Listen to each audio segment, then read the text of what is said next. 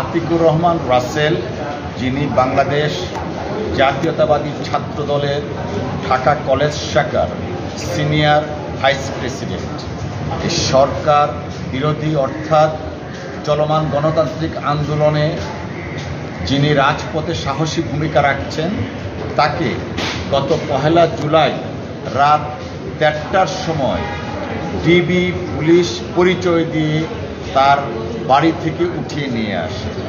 পরবর্তীতে তার বাবা, যিনি একজন সাংবাদিকও বটে, তিনি 1 জুলাই নিয়ে যাওয়ার পরে রাতে পরদিন সকাল 2 তারিখে লালবাগ থানায় একটা জিডি ফাইল করে, জেনারেল ডায়েরি, যে তার ছেলে মিসিং। সেই জেনারেল ডায়েরি ফাইল করার পরেও তিনি পুলিশের ঊর্ধ্বতন কর্মকর্তা সহ র্যাব এবং সংশ্লিষ্ট অনেকের সাথে যোগাযোগ করেছেন তার ছেলের সন্ধানের জন্য, কিন্তু তার ছেলের সন্ধান মিলেনি।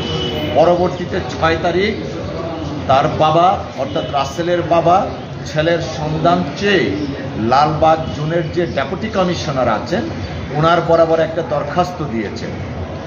সেই দরখাস্ত এখন পর্যন্ত সুরা হয়নি। পরবর্তীতে এটা বিভিন্ন জাতীয় দৈনিক পত্রপত্রিকা যেমন প্রথম আলো, ডেইলি স্টার, সমকাল সহ ইলেকট্রনিক্স মিডিয়াতে ব্যাপকভাবে প্রচারিত হয় যে আতিকুর রহমান রাসেল গুম হয়েছেন বা মিসিং হয়েছেন। পরবর্তীতে তার বাবা মহামান্য সুপ্রিম কোর্টে হাইকোর্ট বিভাগে হেভিয়াস কর্পাসে একটা রিট পিটিশন দায়ের করেন।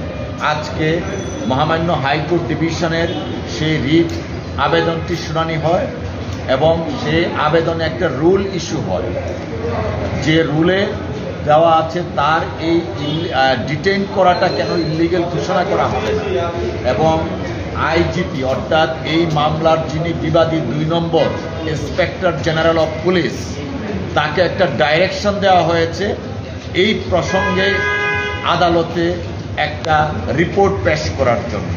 এই ডাইরেকশনটা খুব অল্প সময়ের জন্য দেওয়া হয়েছে। আমরা আশা করছি এই ডাইরেকশনটা কয়দিনে সেটা আদালত, মাননীয় আদালত এখনই বলেননি আমাদেরকে, হয়তো উনি অর্ডারে দিবেন। বাট মূল কথা হলো এখানে আতিকুর রহমান রাসেলের এই অ্যারেস্টটা কেন অবৈধ ঘোষণা করা হবে না, ইলিগেল ঘোষণা করা হবে না, এবং তার এই ডিটেনশনটা কেন ইলিগেল ঘোষণা করা হবে না, এই মর্মে রুল ইস্যু করা হয়েছে। পাশাপাশি ইন্সপেক্টর জেনারেল অফ পুলিশ অর্থাৎ আইজিপিকে ডাইরেকশন দেওয়া হয়েছে আতিকুর রহমান রাসেলের অবস্থানটা এখন কোথায় সেই মর্মে আদালতে প্রতিবেদন দাখিল করার জন্য। আপনাদেরকে অসংখ্য ধন্যবাদ।